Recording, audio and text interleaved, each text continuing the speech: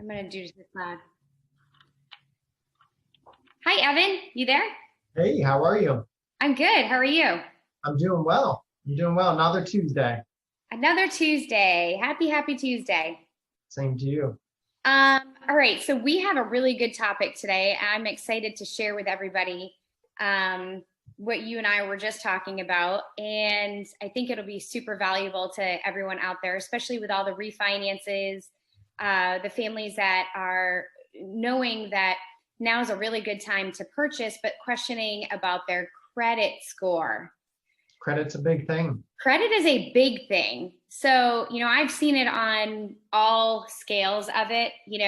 People with a ton of money have very low credit score. And, people that, make a reasonable amount of money have like a super high credit score. I mean, what's the reasoning behind all of this? And what are some things that you would suggest to a buyer coming to you that maybe needs to fix some of their credit, and just explain a little bit to them? I know you've helped us out with very little things on our credit that made a huge impact.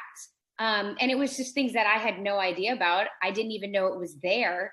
And when you had suggested it, it was like, it just made a night and day difference. Yeah. And so that also helps out with purchasing anything, cars, houses. But can you explain a little bit about those scores and how it's able to benefit people and how you can help them?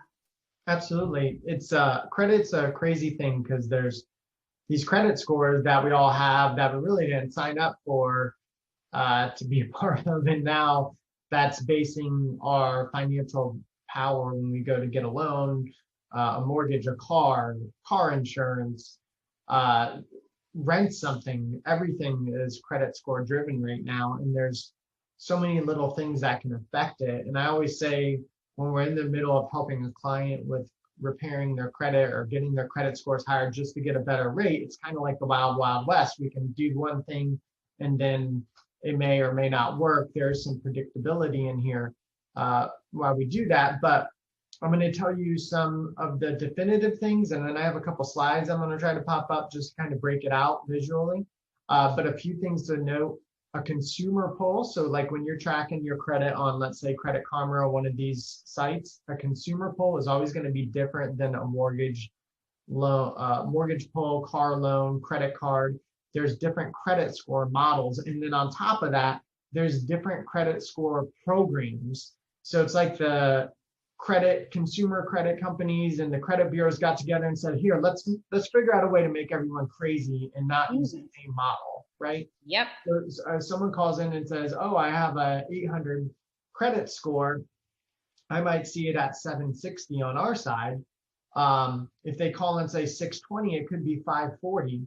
So there's a little bit of a gauge there. But then I call you, Amy, and I say, hey, your 800 score is 760. And it's like, oh, your credit pull dropped my credit score 40 points. Well, that's not true. It's just different models that are happening. And we have to run a mortgage model. And the mortgage model takes different things into account that are more important than the consumer pull. So that's what's happening there. When you have a mortgage pull and you have good credit, so let's define good credit with a 7 in front of it, 700 or greater. Okay.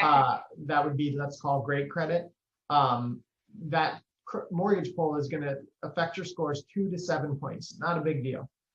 And then when you have 600, let's say, or below, which 680 is not necessarily bad credit, it's just that credit guidelines have tightened up where 680 doesn't get the best, where 740 gets the best. Right. So 680, it might be anywhere from 8 to 10 points on the inquiry. So it's not the end of the world to have a lender pull your credit, but that is one big thing. Then let me pop open the slides here because I think it will help with the next part of this. Can that pop up, Amy? Yep. So your FICO score is broken into like a pie chart, right? So your length of credit history, your credit mix, new credit, your payment history, and how much you owe. So look at your payment history. That is the biggest piece of the puzzle. The whole reason credit scores were came up with it's trying to determine the probability of you defaulting on a loan. So Okay. what usually tells that is if you're not making your payments, you're going to default on a loan or have problems making payments in the future. So always make your payments on time. That's the big piece of the puzzle. Yep. How much you owe. So that grows as you start to borrow more. And the more you borrow and show timely payments, the credit scores like that. Length of history. So I was born in 1982. My father got his Amex in 81, and I've been an authorized user all that time. Excuse me. So I actually have credit history going before my birth date, back to that's 1981. hilarious. Right. So then I have a number of credit cards that go back to like 2000. Now I may not use them every day, but that length of history is important. So don't close credit cards and all these different things because it could negatively impact your length of history. Yep. The credit mix. So like the ideal credit mix, I would say is like a mortgage. Mortgage is good debt. The credit report likes that. A car loan, a credit card, like those three things, and you do that consistently and over, your credit scores will continue to go up. Okay. New credit, they want to see that you're active, like that you are using your credit. Because if you just keep a credit card at zero balance, you're not showing the credit report that you make timely payments. So if you're trying to build your credit, don't pay your credit off every single month to zero, and you have that ability, leave it with $100 balance, because then it's going to report that you made your payment. Does that Okay. make sense? Yeah, totally. So I think also with your credit, they look at the balance, the ratio. So if you have, for instance, $1,000 credit line, so your credit card would max out at 1,000, and you have $800 out, that's 80%. Not a good ratio. Okay. But if you have $1,000 limit and $100 rate balance when it reports, that's only 10%. That's a good number. So I would try to keep debt spread out so you're less than 25% on your high balance. Just a tip. Okay. Then I want to show just one more thing. So these are things that can happen because I've pulled a client one month, had to pull another month or a few months later, and something happens unbeknownst to them and it hits their credit scores. So we were talking about, I don't think I have collections on the screen for some reason. Collections, I have seen a $17 Verizon collection affect a score 110 points. That's crazy. Medical collections, I believe the rule is they're supposed to wait 6 months before reporting to give time to fix it. But once it hits your credit, it will hit your scores. And I've seen them affect 70, 80, 90 points. Yep. You can see on a really great credit score, if your credit card is maxed out, you could be hit 30 points. A late payment, anytime you're late, you're 110 points. A debt settlement, so something negative in the bottom, over hundreds of points, it can be affected. So that, most importantly, make sure that we're on top of our payments. Don't rely on the bank. I don't like letting things that go to your credit be pulled out of your bank account. I like to push them out because if anything happens, it's going to hurt your credit. It's not going to hurt Capital One. Yeah. If it's taking out a payment. Right. So that's just a few things to look at when you're working on your credit, and anyone that needs help with it, that's what we're here for. That's awesome. That's such good information. Such good information, because I have gone over this with clients of mine, and in trying to figure out what's going on, and it's kind of like, other people have said, well, I'm not really sure what you need to do. So this is super helpful, and just another piece of the puzzle of a reason to use Family Mortgage, of course, because you're able to, hey, this needs to be fixed, but we have solutions for you to get this fixed. So I think that's very valuable. So super good information. Thank you, Evan.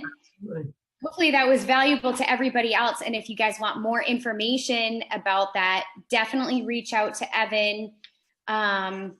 And if you feel like your credit isn't where it should be, can you see me on here? Because I can't. You just came back. I think we can hear you though. Okay, so we'll just keep going. If you feel as though maybe your credit isn't where it should be to purchase a home, definitely reach out to us so that we can help you with that, because that doesn't necessarily mean that we can't help you. There's always some kind of a solution. So whether it's a solution that we fix now so that we can get you into something, 6 months down the road. But if you wait 6 months down the road, then you're another 6 months behind. So don't wait, come and talk to us and let's figure out solutions for you to be able to get you guys into your dream home, or even to be able to get you a refinance, or even to get you into a bigger home, whatever your lifestyle looks like right now. We're here to help you with all of that stuff. So that was really, really valuable. And thank you, Evan, very much for that. And hopefully that was valuable to you guys. And don't forget to subscribe, like, and hit that bell, like my daughter says, so that you can get all the notifications of all these fabulous, what do they call them, vlogs? Is this a vlog?